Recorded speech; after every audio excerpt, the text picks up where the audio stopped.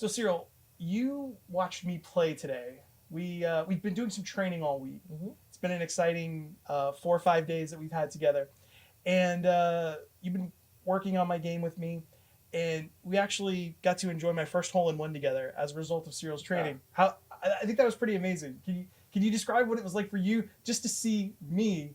I know hit my first Yeah. hole in one. I think it's great because like I haven't seen you like since you moved from Texas. I mean, it's been like what 2.5 years, and Yeah, so it was good like to come and hang out and then work on the game and see what was going on and what were your the things that you kind of wanted my opinion on. And I'm a pretty straightforward, and I want if you want my opinion, I'll give it to you, and you've been really receptive to my feedback and just like every training, I mean, you don't always get such a quick reward for your work, yeah, but like we went through kind of like an emotional roller coaster because we did. it's a lot of information at times, and especially for me being such like in the play mode, like as a player, I know exactly the anxiety that you might be feeling, the uncertainties and of that game, and the wanting to control the game when Yeah, it's just such a uncontrollable game, and to see you work on it, doubt yourself, doubt the is this really it? Is this really gonna work? Like, I mean, you experience the struggle yes, that most golfer have to go through that want to improve,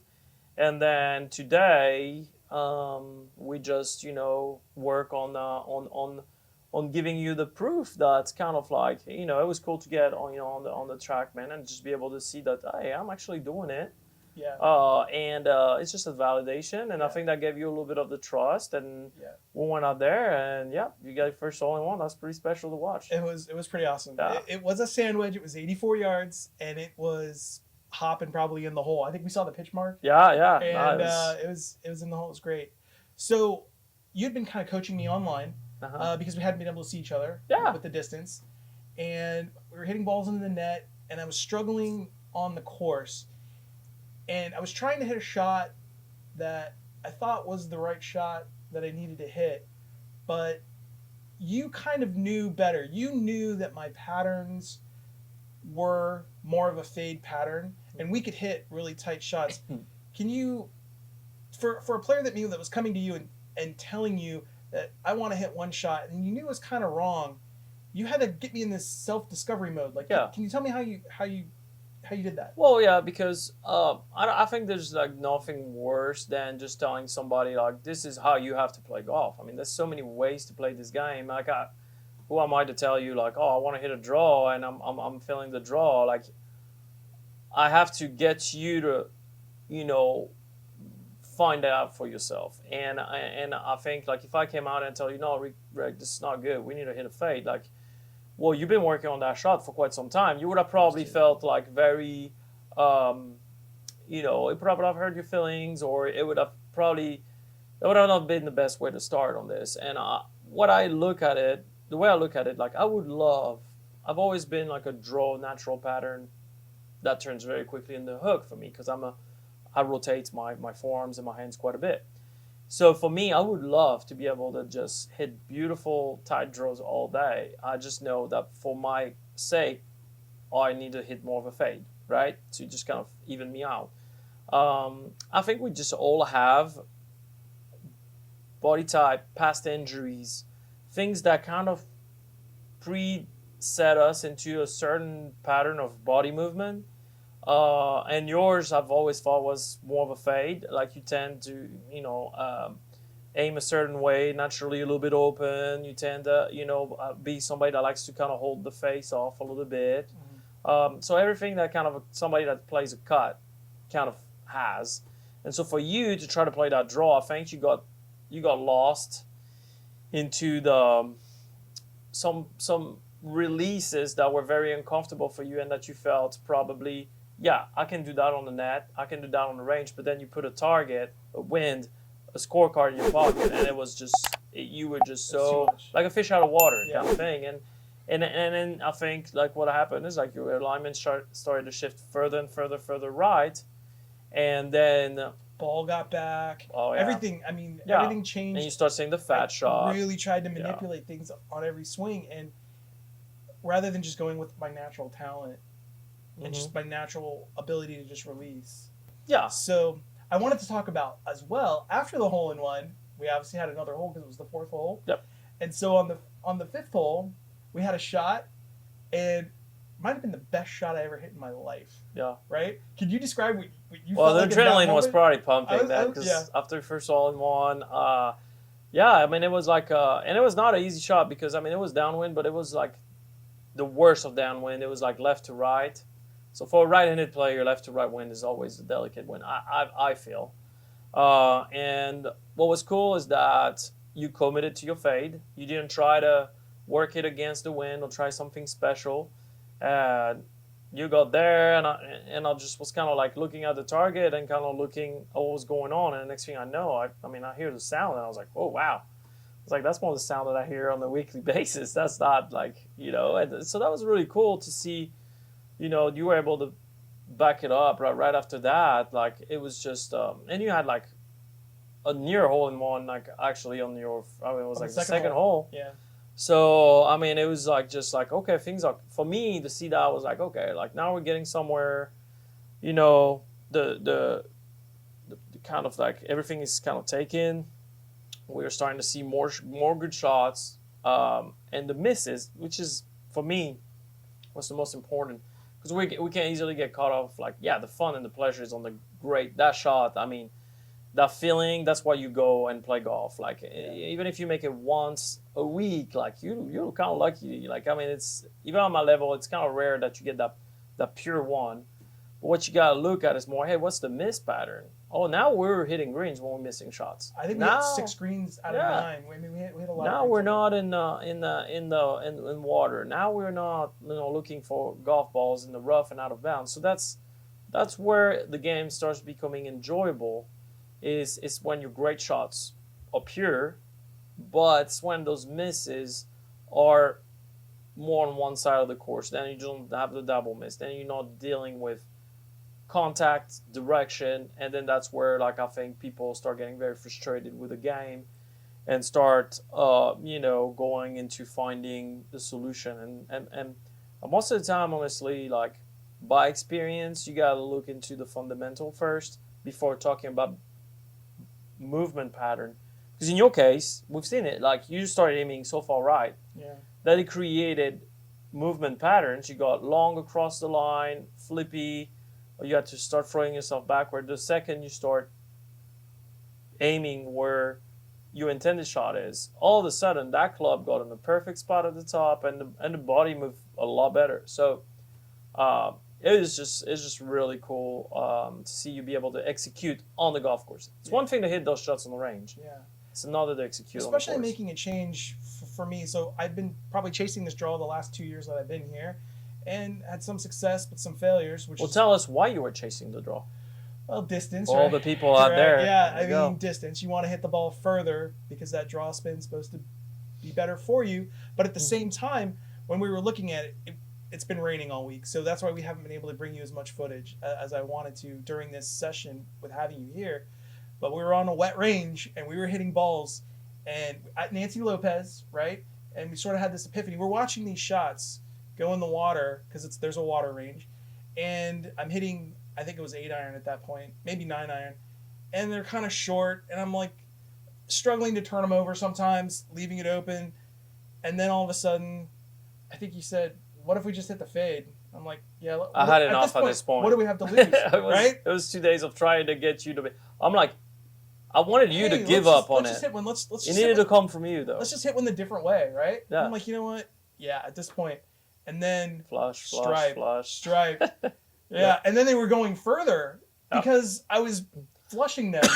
Well, so contact was better. Contact was fantastic, and it was controlled, and it was everything I'd been looking for because I was also trying to control the draw. I wanted a draw that started 5 yards right and didn't overdraw the line.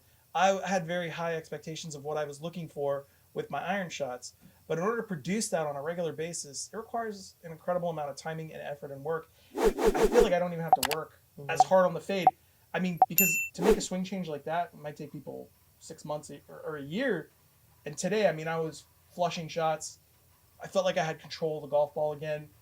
I could hit targets, and that was really incredible. Well, that should be like an indicator too. If you're trying to attain a ball flight, you're trying to attain a ball flight for like 2 years and still could not get it right. Yeah.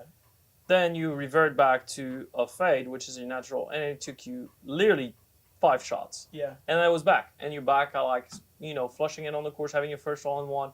I mean, I'm not saying people out there need to give up on what they want to achieve, but also you gotta respect kind of like how your body work, how your eye dominance. Like there's so much that goes into that ball flight. But like I always say, number one factor of distance production is contact. If you hit the middle of that club face, your ball is gonna go further.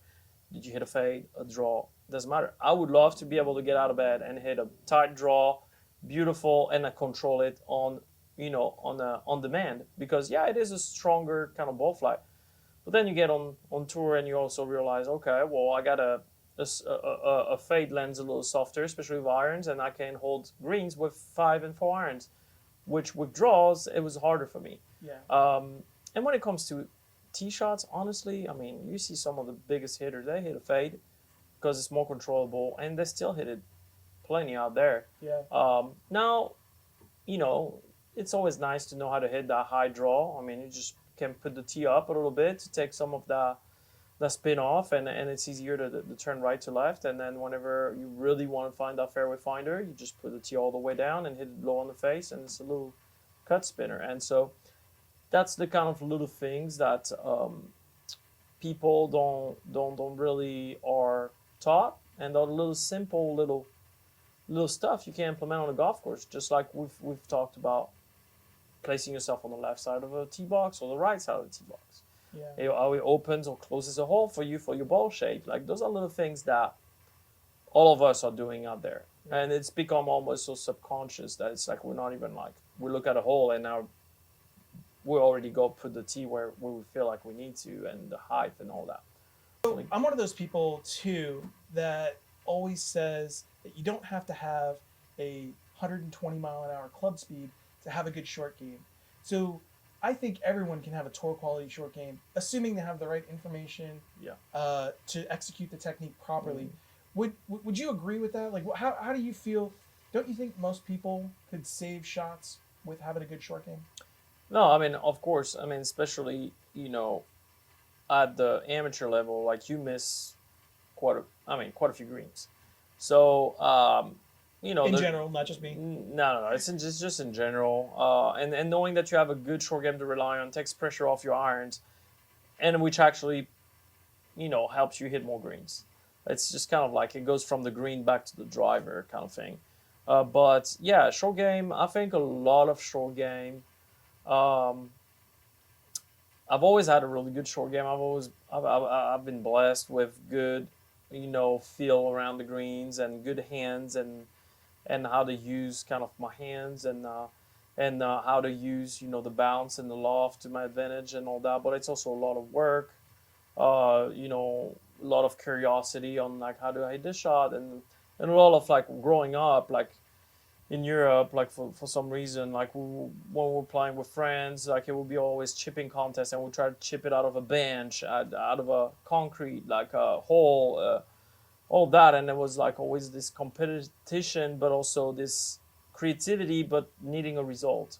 So I think that developed kind of my skills, but I'm a believer that you need a stock chip that is very repeatable, and that's the chip I'm going to use technically 70% of the time. That is something I know I'm going to make good contact. I know the ball is going to have a little bit of bite on that first bounce and then release, and that's technique. I mean, it doesn't take too much. What it takes the right technique in order to develop the belief that the ground is your friend. I think a lot of people, a lot of amateur, when I see out there, they're afraid of the ground. They're afraid of the ground interaction. They're afraid of, hitting it thin, fat. So then they just like start lifting everything or flipping it, and then everything they do is like they just blade it. Um, and so for me, I always feel like the ground is my friend, and I can go as aggressively as I can into the ground, and I know that I'm not gonna use my leading edge, so I know it's not gonna dig. Simple as that. Think something as simple as weight distribution, keeping your weight on the left side, is really really important. And for me, it's about how steep or shallow you get into that ball, and that's something. Now there are times you may use the leading edge, but that's sometimes a specialty shot. You Yeah. have the ball back, and that does make it a little. There's not as much margin for error. Yeah. Right at that No, point. 100%. Like if I get into a situation where actually I have a lot of grain into, like Bermuda, I can get kind of thick grain. I like to put actually, they kind of call that a tie spinner, but I've always hit that shot because I didn't grow up on bent grass, on Bermuda. I've always been on bent. So when I first got to Texas, I was like, I could not cheat. I could not chip worth anything. I was just so stressed. Started to get what. That's what I'm saying. I've experienced it, like scared of the ground. Like I would try to putt everything. I would try to scoop it up, and it was worse. So then I started putting the ball all the way back in my stance and have the face open and just kind of hit this little stabby, shot on the ground and drive it in hills and stuff like that. So that's kind of like I use the leading edge more like when my chipping is actually getting in the spot where I feel like I'm in good control, because it can be sometimes it's the shots that it's called for, but like it's a very unforgiving shot. So I always try to get with high percentage shots, and that's why I'm like, the bounce is your friend, the ground is your friend, and if you use your bounce and ground properly, you can literally play 99% of the chip without having to do anything too fancy and crazy. That's awesome. And let's talk a little bit about putting. Putting is somewhere that I had been struggling. We've talked about it. It's something that we couldn't really do a lesson online about because there's just so much. And so it really needed you to come see it. Can we talk a little bit about what you did for my putting and how we got it to a place that's so much better? And I feel so much better about it. Yeah. So, putting, like when you talk about, it doesn't take a certain athletic, gift to be a really good putter. But same thing, it's just about a few basic fundamentals. And most of the good putters, they tend to share that out. Then they have different grip, different style of putters. But, you tend to see kind of something similar. You see kind of a tendency to give it like a longer backstroke and then a little shorter follow through with a cruising speed. That looks more like it's almost like almost a deceleration, which sometimes with amateur can be confused. And, so that's why I'm careful of using that. That's why I say keep a cruising speed through the putt. But, it's just about getting certainties. Just like, with your long game, you see some TrackMan numbers and it's like, oh, it gives you like the confidence I'm doing it. It's feedback, right? If I can give you the feedback, but I'm a believer also, you got to experience it for your own. So we got the little well putt, well stroke, put it on the green. It's got that kind of arc, and then we put tees that kind of frame a track for your putter, and then 2 tees for the gate. So it gives us all the feedback we need. We have the measuring tape for the stance width. Then we figure out that your distance to the ball needs to be, on average, it's the same for everybody. It's about 2.5 putter heads from the middle of the ball. Then we put your little stick. So then every time you're going to set up, it's going to be the exact same. The eyes are going to be hanging on the same position. You're going to have the same distance to the ball, same width of stance. And then after that, when you're going to stroke your putter, you're going to know immediately if you deviate, you're going to hit that tee. So it gives you the confidence that wow, I'm not really hitting those tees, and 90% of my putts go through the gate without hitting the tees, and then it gives you a visual because we have a track with points, and so then you can work on taking the putter 4 putters back and then letting it fall through 2 putters through, and then you realize oh wow, that's whenever I have my best contact. Then you're centering the ball. And when you don't, you have the immediate feedback, that ball hit the right tee of the gate. I had the open face. I started it right. or my putter hit one of those tees in the path, like, and then so that gives you the certainty, the blueprint, so to speak, and then you get off of it, and then you just go do, you know, routine putting where you do, you take your line and all that, and all of a sudden you start your ball consistently on line now. Now it's just a matter of, you know, finding the speed. And so then whenever you get to a putting green or a new course, it's a new day, green speed change every day, even at your home course. So then all you do, you just calibrate you just do your little checks, you know, with your little well stroke, or people can use like all the drills. I think this one is the best because it gives you all the feedback you need. I agree, because I think within 3 putts, I mean, it was day and night, yeah. Yeah. And so, so then, yeah, I mean, and then after that, it's just about finding that speed, and then how far do I want to take it back? You know, lower body stability, because the lower body would tend to move because in your case, you were taking the putter short and excessive acceleration. Mm-hmm. So you had the opposite ratio. You were taking it back, let's say 2 and going through 4, mm-hmm. when we're trying to get more 4 to 2.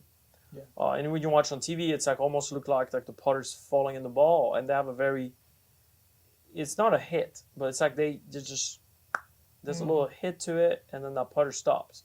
When you can look, Home is a good example, Justin Thomas. Jordan Spieth is one of the best at it. You know, it's almost like a cruising speed. It's almost like it looks like the putter's falling in the ball, almost losing a little bit of speed when it gets to the ball. So, I mean, you just kind of, for me, like putting is like, you know, you do your same fundamentals day in, day out, keep that sharp. It's just after, it's just a matter. Then all of a sudden, greens are much easier to read because, you know, I'm starting my ball in line consistently.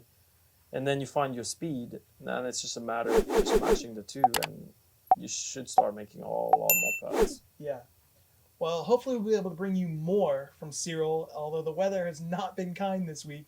But fingers crossed we'll get a couple more videos and some on-course stuff. So stay tuned for that.